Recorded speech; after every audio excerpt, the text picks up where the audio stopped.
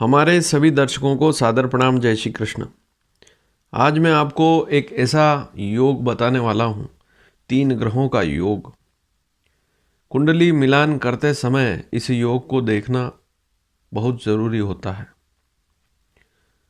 अक्सर जब कुंडली मिलान करते हैं तो यदि यह योग किसी भी भाव में है तो उससे बड़ी बड़ी समस्याएं उपजती है। पति पत्नी में मतभेद की स्थिति रहती है और यह योग जो आज बता रहा हूँ, यदि लड़की की कुंडली में है तो लड़की का आचरण, स्वभाव, खान पान विशेष तौर से देखना होगा, तभी मिलान करें। यदि आपके लड़के की कुंडली में ऐसा योग नहीं है लेकिन लड़की की कुंडली में इस प्रकार की योग वाली स्थिति है तो आपको सावधानी रखनी होगी। इसी प्रकार से यदि आपकी लड़की है, उसकी कुंडली में इस प्रकार का अशुभ योग नहीं है, लेकिन यदि लड़के की कुंडली में इस प्रकार का योग है तो सावधानी पूर्वक ही विवाह करें। मेरे हिसाब से तो पूरा पता हो परिवार का तभी विवाह करना चाहिए, नहीं तो फिर आपको समस्याएं झेलनी पड़ेगी। तो आज हम ऐसे ही एक योग के बारे में समझेंगे। आप यहाँ पर कुंडली देखें। कुंडली का हर एक भाव बड़ा महत्वपूर्ण है। किसी भी भाव में खराबी होने पर उस भाव से उस व्यक्ति के जीवन पर बुरा प्रभाव पड़ता है। जैसे यदि लग्न है तो सीधा व्यक्ति ही प्रभावित होगा, दूसरा भाव है तो कुटुंब, वाणी, धन प्रभावित होगा। तो इसी प्रकार से कुंडली के प्रत्येक भाव की अपनी अपनी महत्ता है। आज हम बात करेंगे राहु, शुक्र और मंगल, 3 ग्रहों की युति। राहु के साथ मंगल हो तो मैं पूर्व में ही बता चुका हूं, अंगारक योग होता है। राहु यदि शुक्र के साथ हो तब भी स्थिति खराब होती है। व्यक्ति का आचरण, व्यवहार, खान पान, रहन सहन यदि खराब है तो सावधानी रखनी पड़ती है। यदि आपकी ही संतान की कुंडली में ऐसी स्थिति है तब बचपन से ही उस पर ध्यान देना पड़ता है। बाद में जाकर फिर आप चाहेंगे कि इसका समाधान ढूंढे तो नहीं मिल पाता है। मंगल शुक्र की युति भी मैंने आपको बताया है कि पंचम भाव में, सप्तम भाव में, नवम भाव में युति है मंगल शुक्र की, तो उस पर भी विशेष ध्यान देना पड़ता है। लेकिन अगर मंगल शुक्र राहु तीनों की युति हो तो यह सबसे खराब स्थिति है। शुक्र भौतिकता को देने वाला है, भौतिक सुख देने वाला है। व्यक्ति की इच्छाएं कितनी प्रबल है और कैसी इच्छाएं करता है वह शुक्र से देखा जाता है।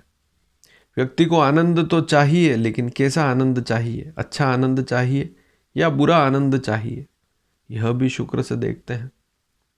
मंगल बड़ा तेज, तीक्ष्ण ग्रह है। इसका प्रभाव व्यक्ति के जीवन पर अच्छा और बुरा दोनों प्रकार से पड़ता है।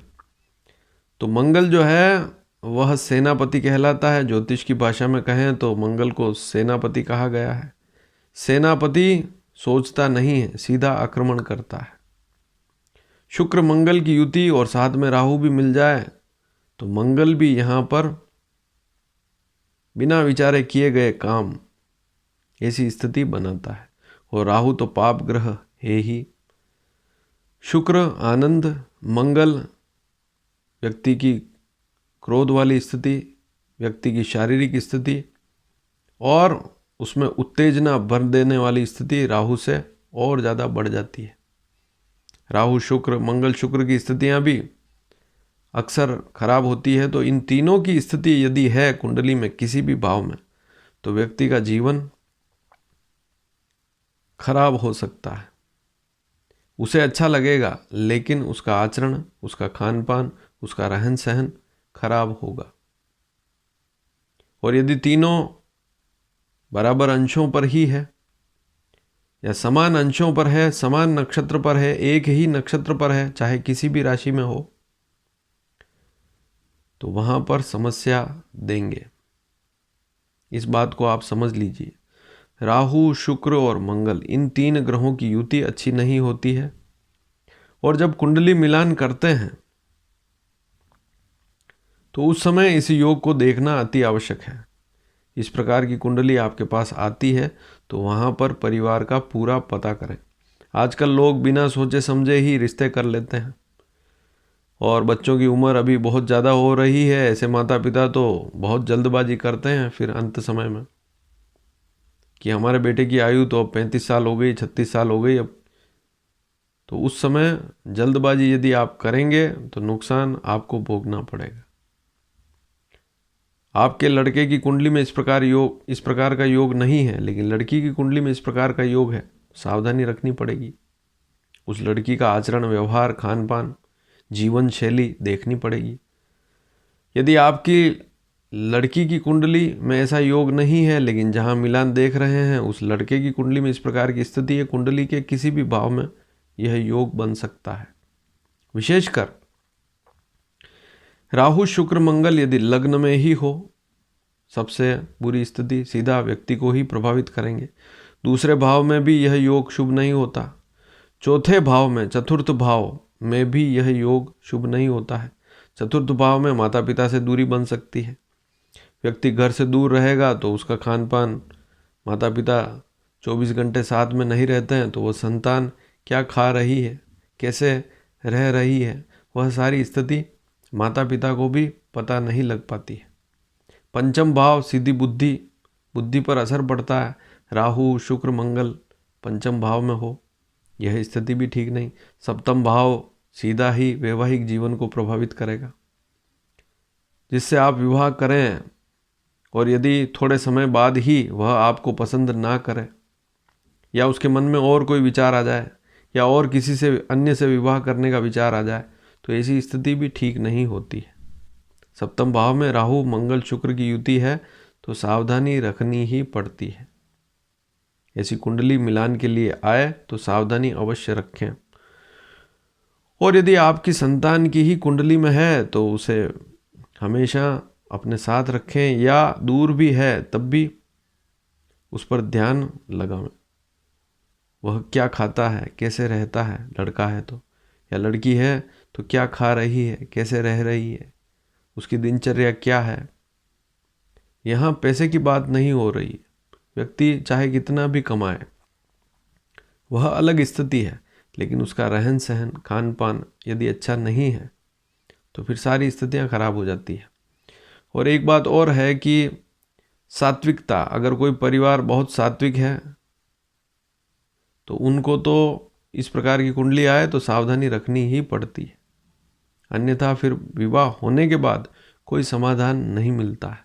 तो राहु, शुक्र और मंगल, ज्योतिष शास्त्र के आधार पर इस विषय को बताया जा रहा है। ज्योतिष शास्त्र में पुराने विद्वानों ने इस युति को अशुभ बताया है, इन 3 ग्रहों की युति को अच्छा नहीं बताया है। इससे व्यक्ति नशे की आदत पड़ जाए तो सबसे बुरी स्थिति। लग्न में है, सप्तम में है, पंचम भाव में है, चौथे भाव में है, नशे की आदत पड़ जाए तब भी बुरी स्थिति है। मित्र मंडली ही खराब हो, छठे भाव में यह युति, हालांकि राहु तीसरे छठे में अच्छा होता है, लेकिन साथ में मंगल है, शुक्र है, तो यह स्थिति छठे भाव में भी नुकसान देती है। मित्र मंडली ही खराब है तो सारी स्थिति खराब। 12वें भाव में है तब भी खराब। तो कुंडली के किसी भी भाव में यह युति हो तो उस समय जब आपके पास ऐसी कुंडली आए तो आपको उस परिवार का पता करना होगा। और यदि आपके परिवार में ही ऐसी कोई संतान है जिसकी कुंडली में इस प्रकार का योग है, बचपन से ही उस पर ध्यान लगावें और उसे नियमित गायत्री मंत्र या शुभ कार्यों की तरफ उसका दिमाग जो है उसको डाइवर्ट करें शुभ कार्यों की तरफ, ताकि जीवन में समस्या ना आवे। अन्यथा वैसे तो ग्रहों के योग कभी टलते नहीं हैं, फिर भी यदि हम प्रयास करते हैं तो उसके परिणाम हमें अच्छे मिलते हैं। और यदि उम्र बड़ी हो गई है तब भी यदि मंत्रों विशेषकर गायत्री मंत्र है या हनुमान जी की आराधना करते हैं तो लाभ अवश्य मिलता है। इस योग का बुरा प्रभाव कम हो जाता है, लेकिन भक्ति करते हैं तभी। अब कुंडली में गुरु भी बहुत सी बार अच्छी स्थिति में होता है तो वहाँ पर इस योग का प्रभाव थोड़ा सा कम हो जाता है। फिर भी यह योग अच्छा नहीं माना गया है। राहु मंगल शुक्र 3 ग्रहों की युति ज्योतिष शास्त्र में अच्छी नहीं मानी गई है। तो इस प्रकार के अनेक योग हैं, ऐसी युतियां हैं ग्रहों की जो शुभ नहीं होती है। उसके बारे में आगे भी आपको बताया जाएगा। यदि आप पहली बार इस चैनल को देख रहे हैं तो नीचे सब्सक्राइब का लाल बटन है, उसे दबाएं। इस चैनल के सदस्य बनेंगे तो आने वाले समय में आपको और भी महत्वपूर्ण जानकारियाँ दी जाएगी।